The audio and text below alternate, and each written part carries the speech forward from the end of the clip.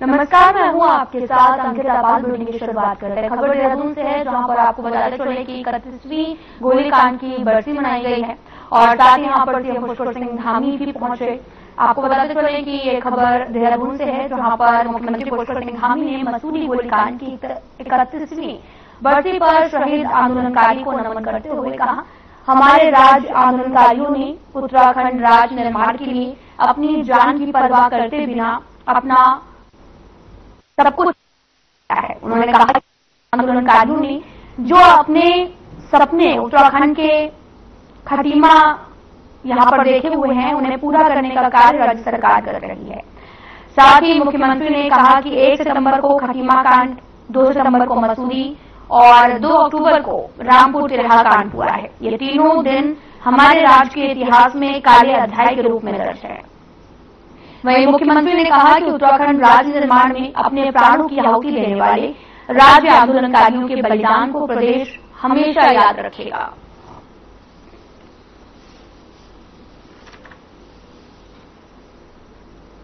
तो आपको बताते चले कि मसूरी गोलीकांड की 31वीं बरसी मनाई गई है और साथ ही उन्होंने कहा कि हमारे राज्य के आंदोलनकारियों ने उत्तराखंड राज्य निर्माण के लिए अपनी जान को न्यौछावर किया है, परवाह किए बिना अपना सब कुछ न्यौछावर कर दिया है। उन्होंने कहा कि शहीद आंदोलनकारियों ने जो सपने उत्तराखंड के लिए देखे, उन्हें पूरा करने का कार्य राज्य सरकार कर रही है।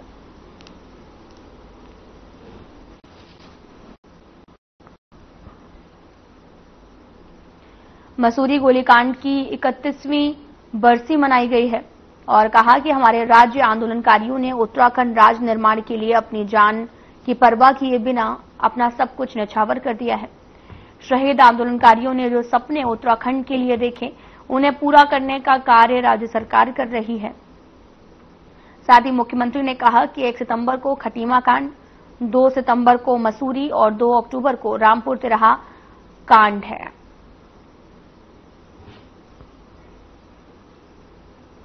तो खबर देहरादून से है, जहां पर सीएम पुष्कर सिंह धामी ने अपने गए वादे को अब पूरा कर दिया है, जिससे लोगों में काफी ज्यादा खुशी की लहर देखने को मिल रही है। आपको बताते चले कि सीएम पुष्कर सिंह धामी अक्सर अपनी बातों पर रहते हैं और अपने एक से एक किए गए वादे को पूरा भी करते हैं। सेवा मुक्त होने वाले अग्निवीरों को कई विभागों की वर्दीधारी सेवाओं में 10% 36 आरक्षण प्रदान कर दिया है। इस संबंध में सोमवार को कार्मिक और सतर्कता विभाग की ओर से विधिवत तौर पर उत्तराखंड राज्याधीन सेवाओं में समूह के सीधी भर्ती के वर्दीधारी पदों पर सेवा योजन हेतु सेवा मुक्त अग्निवीरों को 36 आरक्षण नियमावली 2025 को सीधी भर्ती के वर्दीधारी पदों पर सेवा नियोजन हेतु सेवा मुक्त अग्निवीरों को 36 आरक्षण नियमावली 2025 जारी कर दी है। सैन्य बहुल प्रदेश होने के कारण उत्तराखंड सरकार के इस निर्णय को मास्टर स्ट्रोक माना जा रहा है।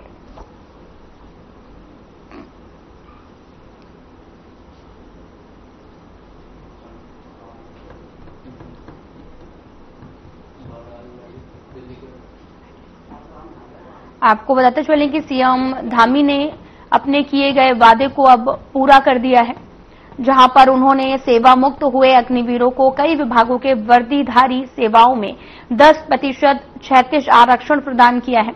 इस संबंध में सोमवार को कार्मिक और सतर्कता विभाग की ओर से विधिवत तौर पर उत्तराखंड राज्याधीन सेवाओं में समूह की सीधी भर्ती के वर्दीधारी पदों पर सेवा योजन हेतु सेवा मुक्त अग्निवीरों को 36 आरक्षण नियमावली जारी कर दी है।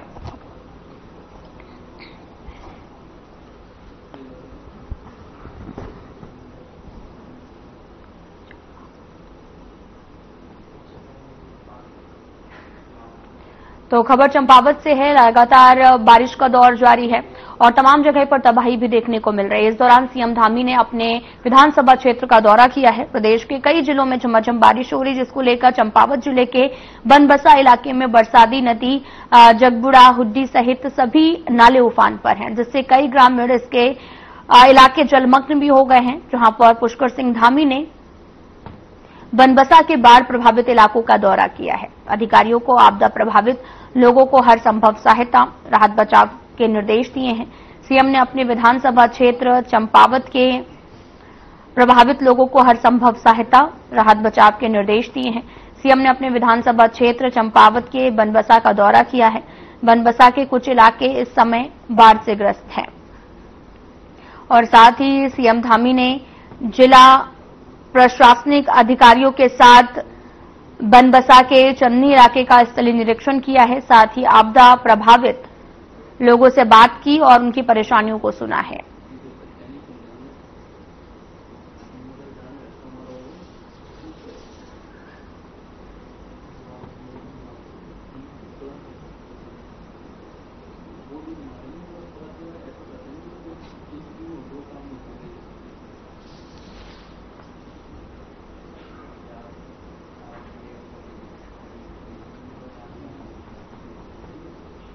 कृषि मंत्री गणेश जो हैं वो हरिद्वार पहुंचे हैं और हरिद्वार में उन्होंने दौरा किया।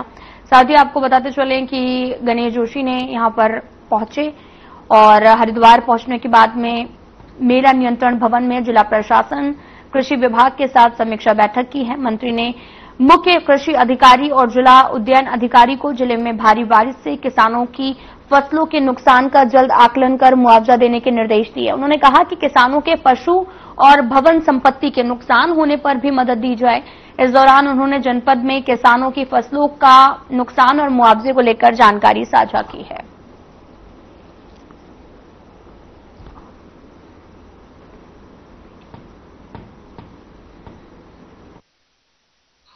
कृषि और ग्राम विकास विभाग की समीक्षा बैठक मैंने यहाँ पे की है, क्योंकि 74 साल के बाद ऐसी बारिश पूरे प्रदेश में हो रही है। कई जगह पहाड़ों में तो 100 से ऊपर व्यक्तियों की जान गई है, सैकड़ों लोग लापता हैं। तो मैं आज क्योंकि हरिद्वार में भी भारी बारिश से जल भराव से किसानों की क्षति हुई है,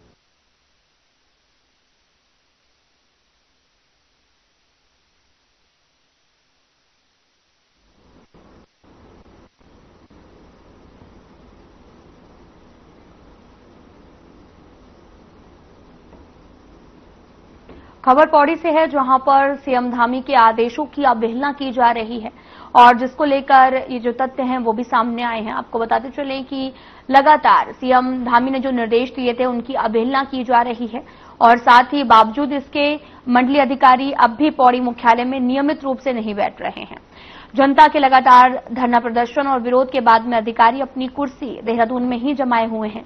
पूर्व कैबिनेट मंत्री हरक सिंह रावत ने कड़ा रुख अपनाते हुए यदि 15 दिन के भीतर गढ़वाल कमिश्नर और मंडलीय अधिकारी पौड़ी में अपने कार्यालय में नहीं बैठते हैं तो उन्हें उग्र आंदोलन और यहां तक कि भूख हड़ताल का रास्ता अपनाना पड़ेगा। रावत ने कहा कि मुख्यमंत्री पुष्कर सिंह धामी नहीं चाहते हैं कि गढ़वाल कमिश्नर पौड़ी मुख्यालय में बैठे, वरना सीएम उन्हें निजी सचिव और अन्य चार्ज नहीं देते। उनका ये भी कहना है कि यही वजह है कि अधिकारी मुख्यालय से दूरी बनाए हुए हैं।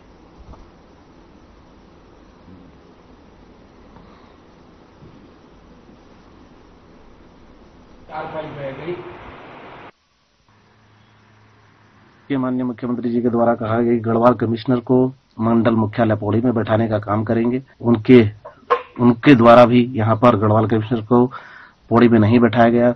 दूसरा, गढ़वाल कमिश्नर के द्वारा भी कहा गया कि मैं प्रत्येक माह यहां गढ़वाल मंडल मुख्यालय में बैठ के सभी कर्मचारियों की बैठक लूंगा और यहां जो भी कार्य हो रहे हैं उनकी देखरेख करूंगा। लेकिन अभी तक उनके द्वारा 3-4 महीने से उनका कोई अता पता नहीं है और गढ़वाल को जो विकास होना चाहिए तो वो विकास नहीं हो पा रहा है। और गढ़वाल मंडल मुख्यालय में गढ़वाल कमिश्नर को ना तो मुख्यमंत्री जी के द्वारा बैठाया जा रहा है और गढ़वाल कमिश्नर यहाँ पर केवल हवाई दौरा करने के लिए आते हैं और उसके बाद एक दिन में हवाई दौरा करके वो चले जाते हैं। मतलब उनका प्रोटोकॉल माननीय मंत्री जी से भी ज्यादा हवाई प्रोटोकॉल हो गया है। मतलब उनके पास इतना समय नहीं है कि गढ़वाल मंडल मुख्यालय में बैठकर लोगों की जन समस्याओं को सुन सकें। पौड़ी गढ़वाल मंडल का मुख्यालय है, ये पहली सरकार है, ऐसा तो यूपी में भी नहीं हुआ, ऐसा यूपी में भी नहीं हुआ कि गढ़वाल कमिश्नर मुख्यमंत्री का सचिव भी हो, लखनऊ में कोई और विभाग भी उस पे हो। और वो मंत्री की तरह या मुख्यमंत्री की तरह 2 महीने 3 महीने विजिट करने के लिए आए, मीटिंग ले और तब कहे कि मैं 3 महीने में अंदर मीटिंग लो, तो मीटिंग लेने के लिए थोड़ी हो यहाँ सचिव क्यों बनाया आपने भाई? मुख्यमंत्री पर सचिव पर इतना टाइम ही नहीं है कि वो पौड़ी आके बैठ सके। एहसान कर रहे हो कोई हम पे कि साहब मैं 3 महीने में मीटिंग लेने के लिए आऊंगा, 6 महीने में मीटिंग लेना, कोई एहसान कर रहे हो हम पे क्या?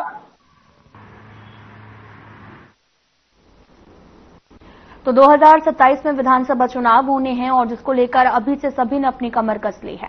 आपको बताते चलें कि धर्मपुर विधानसभा सीट अब इन दिनों हॉट सीट बनती जा रही है। देहरादून जिले के धर्मपुर विधानसभा सीट से लेकर कांग्रेस से लेकर तमाम राजनीतिक दल 2027 विधानसभा चुनाव में धर्मपुर सीट को अपने लिए मुफीद समझ रहे हैं। धर्मपुर विधायक विनोद चमोली की माने तो कई लोग अभी से क्षेत्र में शक्ति प्रदर्शन और अपने प्रचार प्रसार के तरीकों में सक्रिय हो गए हैं। बावजूद इसके विधायक विनोद चमोली मान रहे हैं कि धर्मपुर सीट पर उनके खिलाफ कोई भी चुनाव लड़ ले वे अपनी जमानत तक नहीं बचा पाएंगे। एक तरह से उन्होंने कांग्रेस के दिग्गज नेताओं को भी खुली चुनौती इस सीट पर दे डाली है।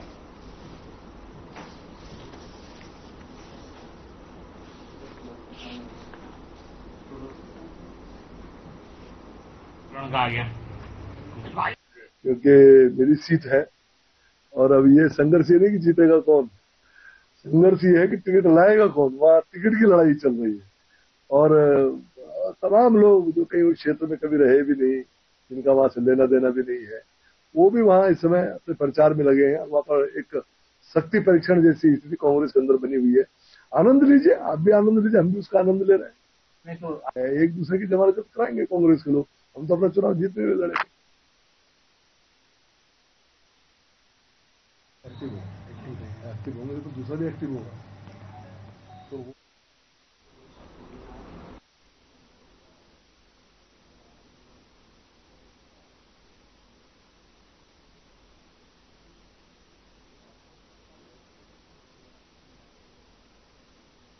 तो वहीं देहरादून में आपको बताते चलें कि बीजेपी दोनों दलों के नेता आमने सामने आ गए हैं। दरअसल बिहार में कुछ ही समय पर राहुल गांधी की यात्रा निकाली गई थी, जहां पर पीएम मोदी के मां को गाली देने का जो विवाद था वो अब गहराता जा रहा है। इस मामले पर कांग्रेस कार्यालय पर प्रदर्शन देखने को मिला है, जिसके जवाब में कांग्रेस कार्यकर्ताओं ने जमकर नारेबाजी की है। इस दौरान बीजेपी और कांग्रेस के कार्यकर्ताओं में तीखी नोकझोंक भी देखने को मिली। देखते देखते मारपीट की नौबत तक आ गई। पुलिस ने मुश्किल से दोनों दलों के नेताओं और कार्यकर्ताओं को समझाने के बाद मामले को शांत कराया है।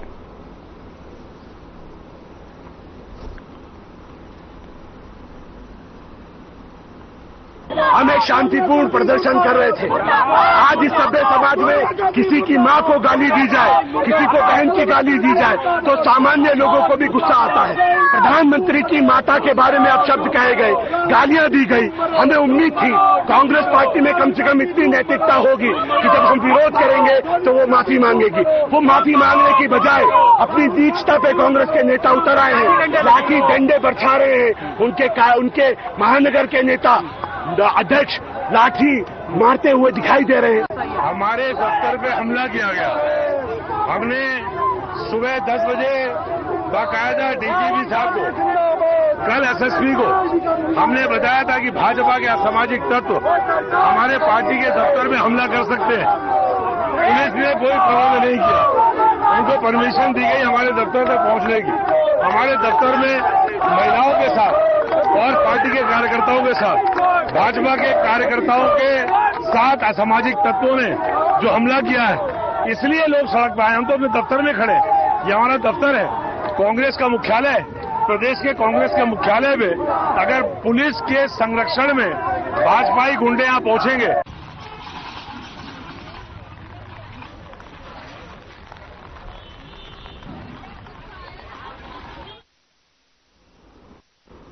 फिलहाल यहां रुकते हैं एक छोटे से ब्रेक के लिए।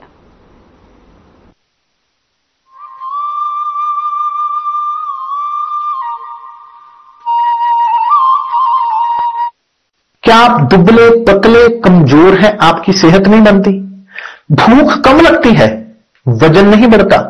दरअसल मेन बात खाना पीना खाना नहीं है, मेन बात है खाया पिया पूरी तरह से लगना।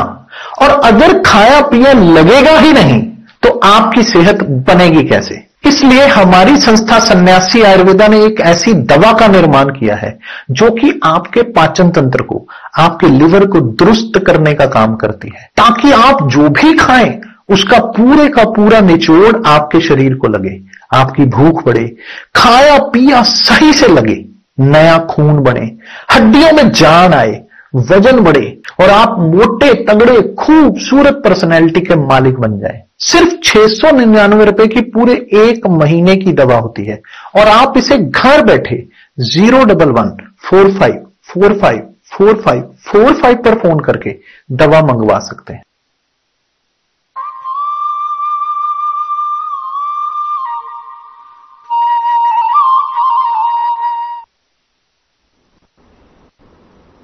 ब्रेक के बाद स्वागत है आप सभी का। तो रुक करते हैं खबरों की तरफ। खबर देहरादून से है, जहां पर मेडिकल कॉलेज को लेकर लगातार विवाद देखने को मिल रहा है, तो वहीं कांग्रेस भी लगातार सवाल उठा रही है।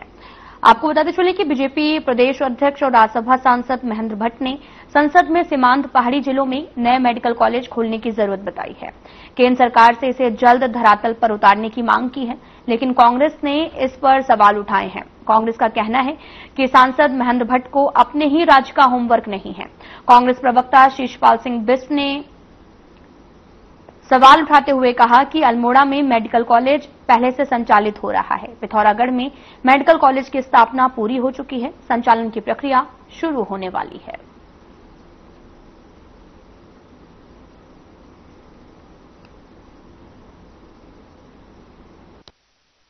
देखिए, सबसे बड़ी बात क्या होती है, जब हम सीमांत क्षेत्र की बात करते हैं तो पिथौरागढ़ सीमांत जिले के रूप में होता है, जहां जिले के मेडिकल कॉलेज खुले हुए हैं। मैंने प्रधानमंत्री की घोषणा की और इंगित किया है, लेकिन उस जिले का नाम ले लिया और बाकी जिलों के में नहीं है, तो उसके साथ पिथौरागढ़ को जोड़ते हुए एक सीमांत क्षेत्र के भाव के साथ मैंने इस बात को रखा है।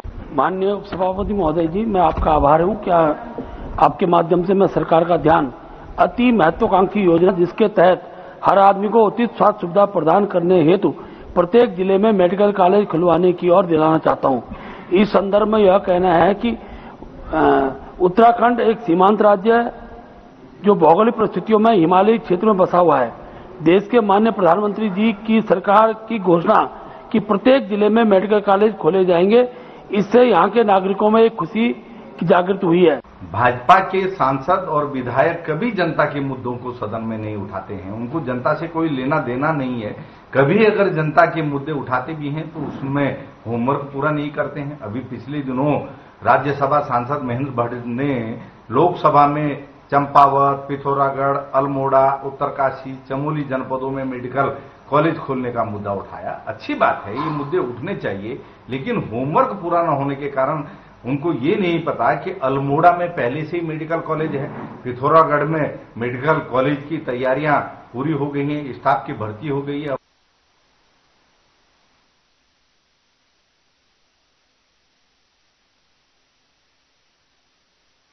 मंत्री अब आमने सामने आ, जो विवाद है अब वो सोशल मीडिया पर भी अब जमकर वायरल हो रहा। आपको बताते चलें कि राज्य मंत्री लगातार सवालों के घेरे में है और साथ ही दोनों का विवाद जो है वो अब थमने का नाम नहीं ले रहा। दोनों का वीडियो भी अब सोशल मीडिया पर देखने को मिल रहा है।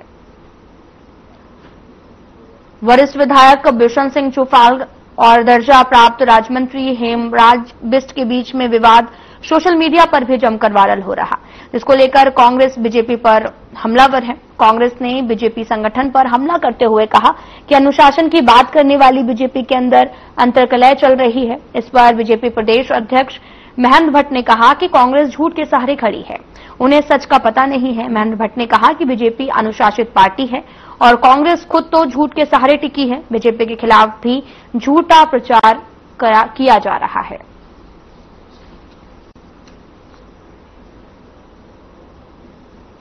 देखिए, मेरी चुफाल जी से वार्ता हुई है और जाहिर सी बात हुई है, कुछ गलत फहमियां हुई हैं, बहुत जल्द उनको दूर कर दिया जाएगा। और मैंने कहा भी है कि इस प्रकार का बयान कम से सार्वजनिक स्थलों पर न हो। कोई विषय ध्यान में आता है, कोई विषय मन में भी होता है, तो पार्टी फॉरम में बात करके माननीय मुख्यमंत्री चर्चा करें। किसी भी विधायक को किसी प्रकार का वक्तव्य और ये सार्वजनिक रूप में देने से पहले जरूर विचार करना चाहिए।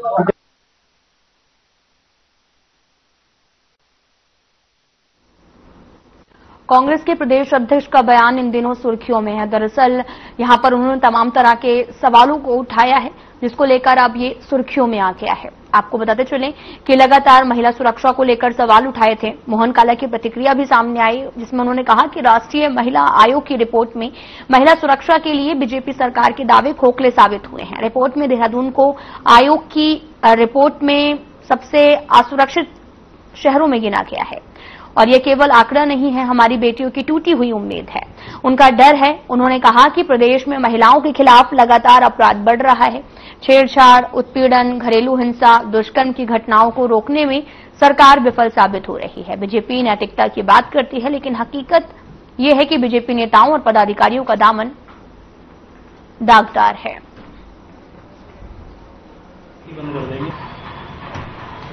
इससे पूर्व में 9 हिमालय राज्यों की रिपोर्ट आई और 9 हिमालय राज्यों में उत्तराखंड महिला अपराध में नंबर 1 राज्य बनता है। और अब उससे भी बड़ा चिंता का विषय यह है कि भारतीय जनता पार्टी के सानिध्य में राष्ट्रीय महिला आयोग की रिपोर्ट आती है और उस रिपोर्ट में 10 में से नंबर 1 शहर में जो है देहरादून होता है महिला अपराध में असुरक्षा के मामले में। ये बहुत ही गंभीर विषय है, पर सरकार का ध्यान इस ओर न रहकर सरकार जो है वो थूक जिहाद, लव जिहाद, हिंदू मुस्लिम इन सब में जो है व्यस्त है। आज ये रिपोर्ट जो है हमें परेशान करती है, हमारी चिंता को बढ़ाती है कि महिला अपराध में ये प्रदेश नंबर 1 की स्थिति में खड़ा हुआ है, जो बहुत चिंता का विषय है।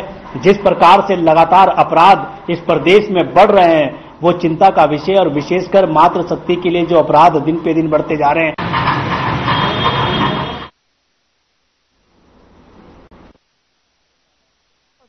बारिश का दौर जारी है, जिसको लेकर एक बड़ा फैसला लिया गया, जहां पर चारधाम यात्रा, हेमकुंड यात्रा 5 सितंबर तक के लिए स्थगित कर दी गई है। आपको बताते चलें कि लगातार कुदरत का कहर बरस रहा है और गढ़वाल कमिश्नर विनय शंकर पांडे ने बताया कि भारी बारिश से प्रदेश में कई जगह भूस्खलन या फिर मलबा आने से मार्ग बाधित हो गए हैं, जिन्हें सरकार प्राथमिकता पर खोल रही है। परंतु यात्रियों की सुरक्षा और सुविधा को देखते हुए फिलहाल चारधाम एवं हेमकुंड साहिब यात्रा स्थगित करने का निर्णय लिया गया है। उन्होंने यात्रियों से अपील की है कि वे प्रतिकूल मौसम की स्थिति को देखते हुए फिलहाल यात्रा मार्गों पर न जाएं।